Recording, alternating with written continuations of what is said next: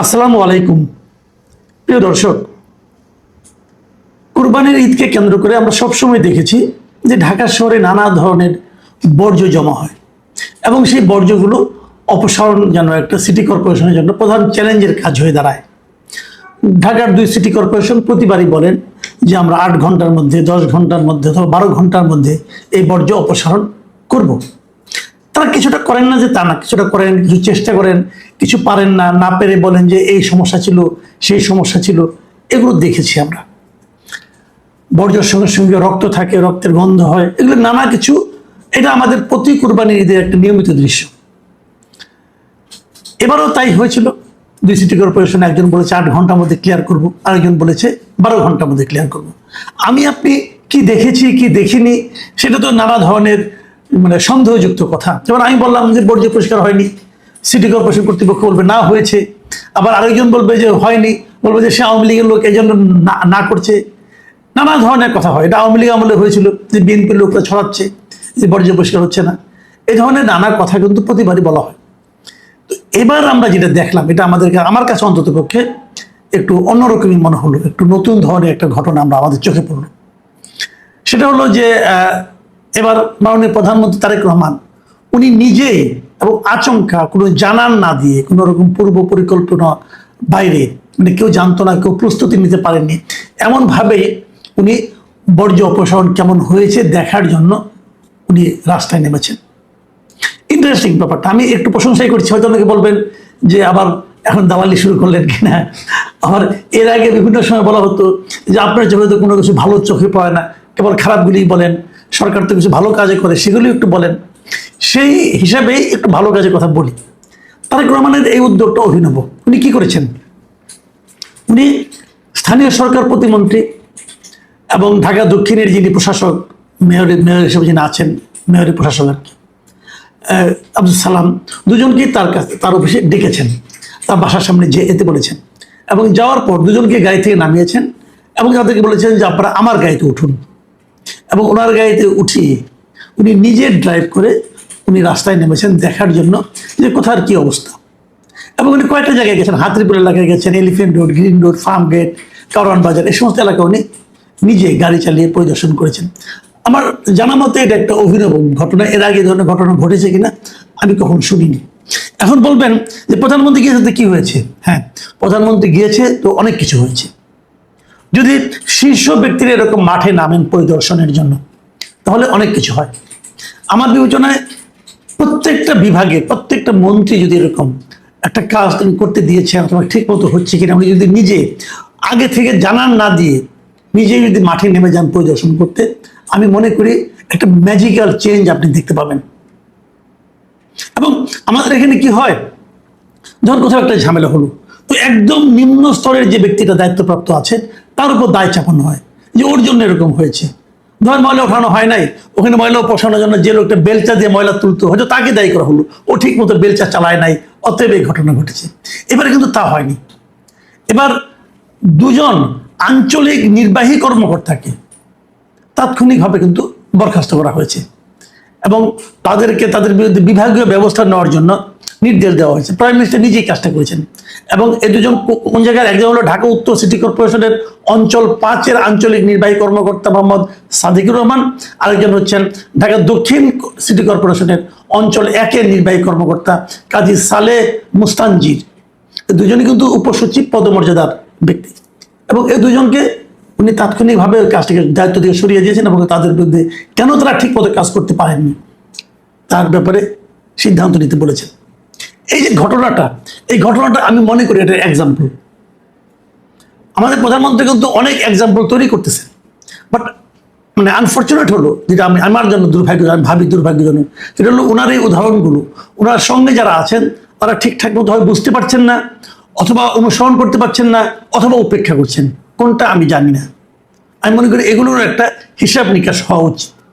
কেন সবাই এগুলিকে উপেক্ষা করছেন, কেন পাত্তা দিচ্ছেন না, এগুলো কিন্তু আমি মনে করি প্রধানমন্ত্রীর নিজের অবস্থানটাকে ক্লিয়ার রাখার জন্য ওনারই দায়িত্ব নেওয়া উচিত, এগুলির ব্যাপারে ব্যবস্থা নেওয়া।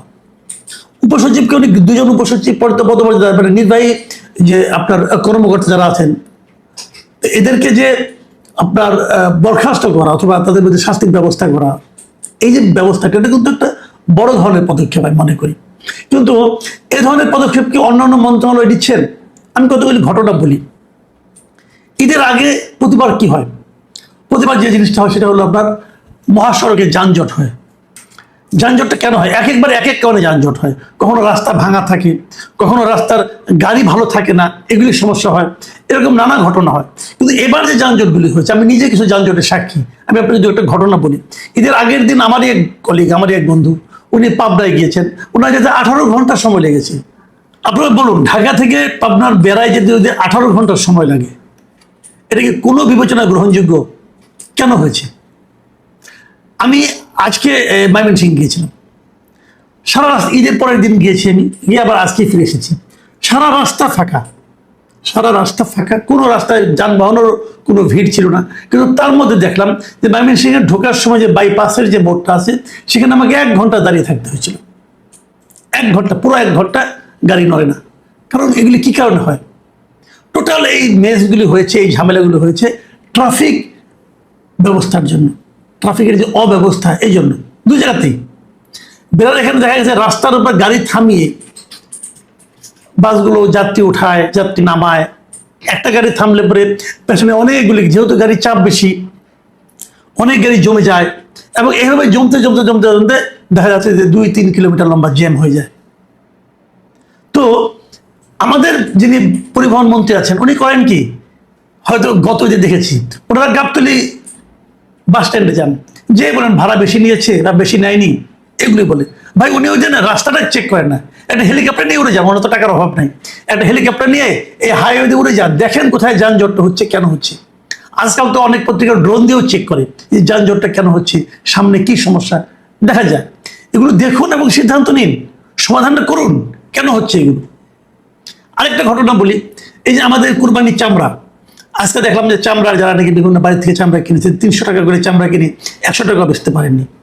চামড়ার দাম এত কম কেন? আমরা ছোটবেলায় দেখেছি যে গরুর চামড়া 2000-3000 টাকার মধ্যে বিক্রি হতো। সেই তখন যখন নাকি 30,000 টাকা দিয়ে গরু কেনা যেত, বড় গরু পাওয়া যেত, 30,000 টাকার গরুর চামড়ার দাম 2-3 হাজার টাকা হতো। আর এখন 1.5 লাখ 2 লাখ টাকা গরুর যে গরুর দাম, সেই গরুর চামড়ার দাম 600-700 টাকা হয় না, 500 টাকাও হয় না অনেক সময়। কেন? পৃথিবীতে সব, আপনার মনে কখন এই প্রশ্নটা জাগে না যে পৃথিবীতে সব কিছুর দাম বাড়ে কিন্তু চামড়ার দাম কমে? অথচ চামড়া জাত যে পণ্য, আপনি স্যান্ডেল বলেন, মানি ব্যাগ বলেন, ভ্যানিটি ব্যাগ বলেন, চামড়ার ব্যাগ বলেন, এগুলোর দাম কিন্তু অনেক বেশি। বেল্ট বলেন, জেনুইন লেদার যেগুলো, সেগুলোর দাম অনেক বেশি, ধরা ছোঁয়ার বাইরে। এই জন্য আর্টিফিশিয়াল লেদার আমরা ইউজ করি। জেনুইন লেদারের এত দাম, যে জেনুইন লেদারের এত দাম, সেই চামড়ার, কাঁচা চামড়ার দাম এত কম কেন? কখনো ভেবেছেন, কখনো প্রশ্ন করেছেন? এই প্রশ্নটা আমি একজন চামড়া ব্যবসায়ীকে করেছিলাম, তিনি কোনো উত্তর দিতে পারেন নাই। তিনি বলেন কি, আমাদের চামড়ার একমাত্র ক্রেতা হলো চীন, আমরা চীন ছাড়া অন্য কোথাও রপ্তানি করতে পারি না, তাই নাকি এই অবস্থা। তো দেশে আমার তখন প্রশ্ন উঠলো, মানে আমার চিন্তা জাগলো, আমাদের কি বাণিজ্য মন্ত্রণালয়, শিল্প মন্ত্রণালয় এগুলো নাই কিছু? এরা জানেন না কেন চামড়ার গ্রাহক আমরা সারা দুনিয়ায় পাইনি? অথচ ছোটবেলায় কিন্তু আমরা পড়েছি যে আমাদের মূল রপ্তানি যত পণ্যই হচ্ছে এই চা, চামড়া, পাট, এগুলো। চামড়ার এই দুরবস্থা কেন? তো এই সমস্ত মন্ত্রী যারা আছেন, তারা একটু দেখেন না ভাই, আপনি একটু এলাকায় যান, আপনি একটু টেনাইতে যান, আপনি একটু বাজারটা দেখেন, কেন আমরা ইন্টারন্যাশনাল মার্কেটটাকে ধরতে পারছি না? কেবল গার্মেন্টসের পণ্য বিক্রি করলে হবে? যে এই যে কথাগুলি বললাম, আমি খালি ঈদ দিয়ে প্রসঙ্গ আলোচনা করলাম, কিন্তু ঈদের বাইরেও কিন্তু অনেক প্রসঙ্গ আছে। আমাদেরকে বুঝতে হবে যে খোদ মন্ত্রী যিনি আছেন, দায়িত্বপ্রাপ্ত যিনি বড় কর্তা, তিনি যদি ঘরে বসে থাকেন আর ভাবেন সবকিছু অটোমেটিক্যালি ঠিক হয়ে যাবে, তাহলে ভাই আপনারা এখনো প্রকৃত বাস্তবতাটা বুঝতে পারছেন না। মাঠে নামুন, জনগণের সেবক হওয়ার জন্য আপনারা তো দায়িত্ব নিয়েছেন, আপনারা তো প্রতিশ্রুতি দিয়েছেন, সেই কাজটা করুন। সেই কাজটা তো প্রধানমন্ত্রী করে দেখাচ্ছেন। প্রধানমন্ত্রীকে পারতেন না শুক্রবার দিন ঘরে বসে থাকতে, যে আমি কোথাও যাবো না, ঘরে বসে বসে ফোন করবো, সবাইকে ফোন করে করে জানতে পারতেন। বাট উনি নিজে গিয়েছিলেন। ভাবুন তো, উনি যদি না যেতেন তাহলে উনি কি এগুলো দেখতেন? এই 2 জন লোককে নিয়ে শাস্তি দিতে পারতেন। এবং এই 2 জন লোকের শাস্তি দেওয়ার অর্থটা কি? আগামীতে কিন্তু অন্য সবাই, যত আঞ্চলিক নির্বাহী কর্মকর্তা আছেন, সবাই কিন্তু সতর্ক হয়ে যাবে। এই কাজগুলো আমার মনে হয় করা উচিত। এই ট্রাফিক অব্যবস্থা, আপনি সংশ্লিষ্ট এলাকার এসপিকে সাসপেন্ড করে দেন না, দেখেন কি হয়, চেহারা চেঞ্জ হয়ে যাবে। এসপি যদি ভাবে, যদি বুঝতে পারে যে আমার এই রাস্তা, আমার এলাকার যে রাস্তা, এখানে কোনো যানজট হলে আমার চাকরি নিয়ে টান পড়বে, উনি দেখবেন নিজে এসে রাস্তায় দাঁড়িয়ে থাকবে। এভাবে করতে হবে। আপনি ঘরে বসে পারবেন না, রাস্তায় বেরোতে হবে, এবং রাস্তায় কিভাবে বেরোতে হবে এটা প্রধানমন্ত্রী দেখিয়েছেন। আপনারা দেখুন, শিখুন এবং কাজ করুন। প্রিয় দর্শক, আজ একটু প্রশংসামূলক হয়ে গেল। আশা করি বুঝতে পেরেছেন প্রধানমন্ত্রী আসলে এই প্রশংসাটা প্রাপ্যই ছিল।